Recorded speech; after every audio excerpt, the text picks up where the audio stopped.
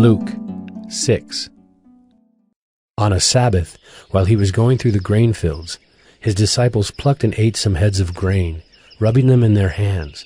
But some of the Pharisees said, "Why are you doing what is not lawful to do on the Sabbath?" And Jesus answered them, "Have you not read what David did when he was hungry, he and those who were with him?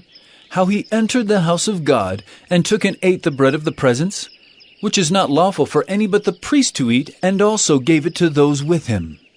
And he said to them, The Son of Man is Lord of the Sabbath." On another Sabbath, he entered the synagogue and was teaching, and a man was there whose right hand was withered. And the scribes and the Pharisees watched him to see whether he would heal on the Sabbath, so that they might find a reason to accuse him. But he knew their thoughts, and he said to the man with the withered hand, "Come and stand here." And he rose and stood there. And Jesus said to them, "I ask you, is it lawful on the Sabbath to do good or to do harm, to save life or to destroy it?" And after looking around at them all, he said to him, "Stretch out your hand." And he did so, and his hand was restored. But they were filled with fury and discussed with one another what they might do to Jesus. In these days he went out to the mountain to pray, and all night he continued in prayer to God. And when day came, he called his disciples and chose from them 12, whom he named apostles: Simon, whom he named Peter, and Andrew his brother, and James and John, and Philip and Bartholomew, and Matthew and Thomas, and James the son of Alphaeus, and Simon who was called the Zealot, and Judas the son of James, and Judas Iscariot, who became a traitor. And he came down with them and stood on a level place, with a great crowd of his disciples, and a great multitude of people from all Judea and Jerusalem, and the seacoast of Tyre and Sidon, who came to hear him and to be healed of their diseases. And those who were troubled with unclean spirits were cured. And all the crowd sought to touch him, for power came out from him and healed them all. And he lifted up his eyes on his disciples and said, "Blessed are you who are poor, for yours is the kingdom of God.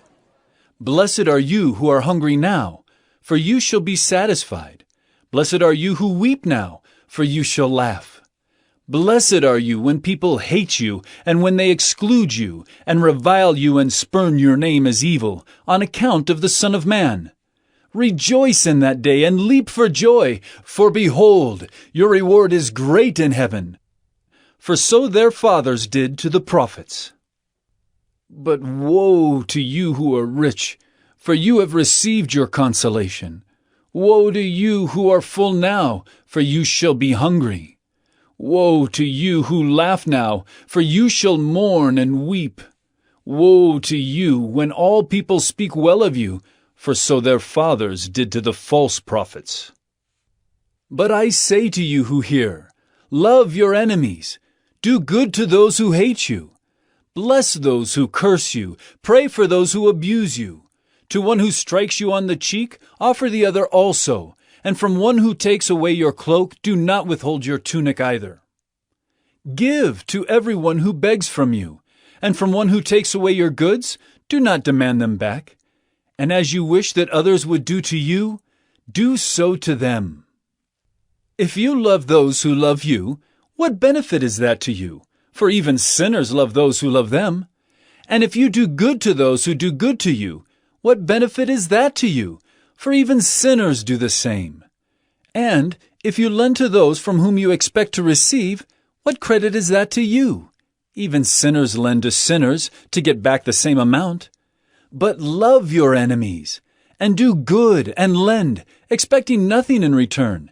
And your reward will be great, and you will be sons of the Most High. For he is kind to the ungrateful and the evil.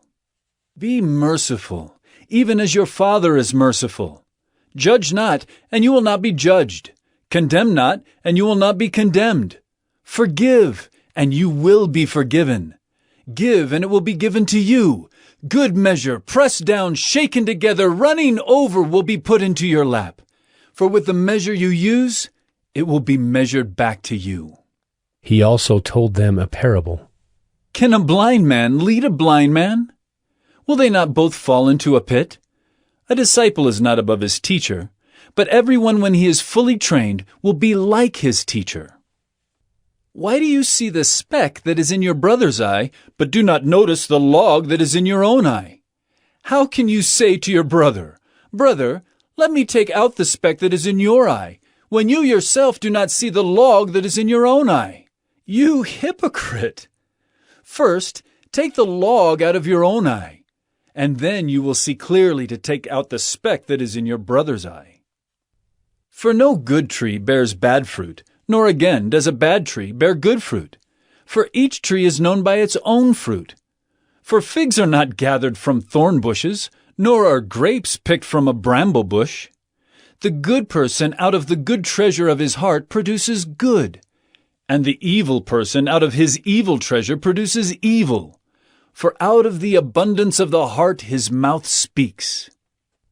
Why do you call me, Lord, Lord, and not do what I tell you? Everyone who comes to me and hears my words and does them, I will show you what he is like. He is like a man building a house, who dug deep and laid the foundation on the rock. And when a flood arose, the stream broke against that house and could not shake it, because it had been well built.